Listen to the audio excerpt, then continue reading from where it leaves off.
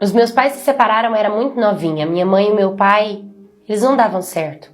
Eu nunca fui de ter tanto contato assim com meu pai, mas eu sempre soube quem ele era, de onde ele era, como funcionava a minha família. E exatamente por isso que a minha mãe se mantinha mais afastada. Quando eu fiz 5 anos de idade, a minha mãe conheceu o meu novo padrasto, que ele era legal comigo, ele era divertido, e eu comecei a perceber isso quando ele me deu uma festa de 5 anos com todos os meus amigos. Isso era muito legal. Com o tempo, minha mãe foi criando confiança com esse meu padrasto, e ela saía e me deixava com ele. Várias vezes ela já fez isso. Só que com o tempo, as coisas começaram a mudar dentro da minha casa.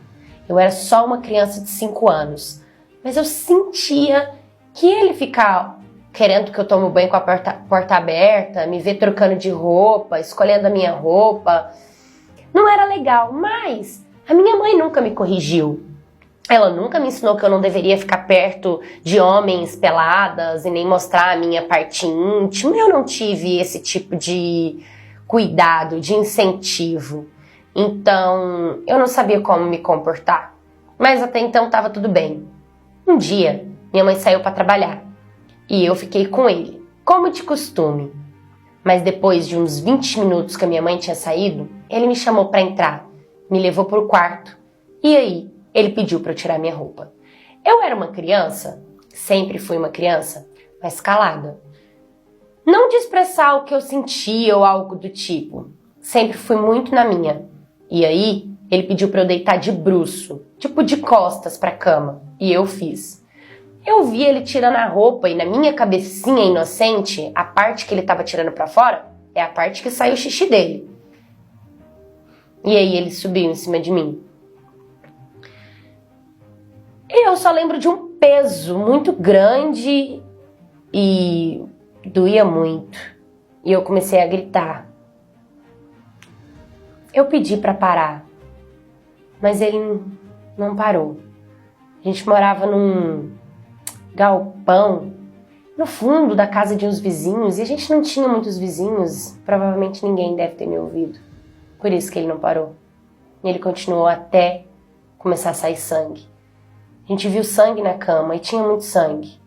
Aí ele levantou e pediu para eu ir pro banho, que eu fui custando andar. E eu tomava banho, não parava de sangrar. E sangrava muito. Doía muito e ardia muito. Foi tão triste, doloroso, que eu tive que colocar um absorvente da minha mãe. Eu era uma criança de 5 anos, que durante 5 anos da minha vida eu vi minha mãe colocando absorvente. Então eu sabia como colocava. Eu tive que colocar um absorvente na minha parte para parar de sangrar do tanto que estava doendo.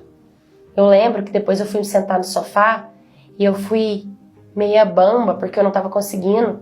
E eu sentei meio de lado porque eu não conseguia sentar por tanto que estava doendo, sabe?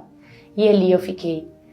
Minha mãe chegou, meu padrasto já foi falar para ela que estava desesperado porque eu tinha machucado e eu dormia na parte de baixo de uma beliche, na parte de cima ficavam os meus ursinhos e a beliche tinha as pontinhas, sabe?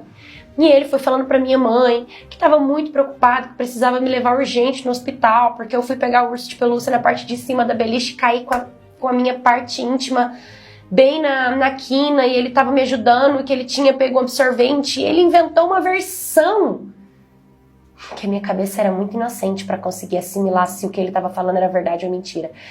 E eu era tão inocente que comecei a ficar com dúvida do meu próprio sentimento. Será que eu vi coisas? Será que ele fez comigo? Será que eu caí da cama? Será que eu machuquei caindo? Eu não sei. Só sei que eu fui levada para o hospital. E eu tive que voltar lá algumas vezes, porque eu tive que fazer exames. E no final das contas, eles precisaram de dar ponto na minha parte íntima, porque eu tava rasgada. E sabe o que é o mais bizarro? É que eles começaram a questionar minha mãe. Minha mãe defendia o fato de que eu caí com unhas e dentes e não me perguntava o que tinha acontecido. Se foi realmente aquilo, eu não sei também se eu teria coragem de falar. Mas tinha uma enfermeira no hospital que não estava acreditando nessa história. Então ela ficava instigada, assim, intrigada, e ela chegava e ela tentava me contornar. Acho que ela não queria ser muito reta e direta, eu era só uma criança, ela não sabia como me ajudar. E aí foi quando ela me perguntou: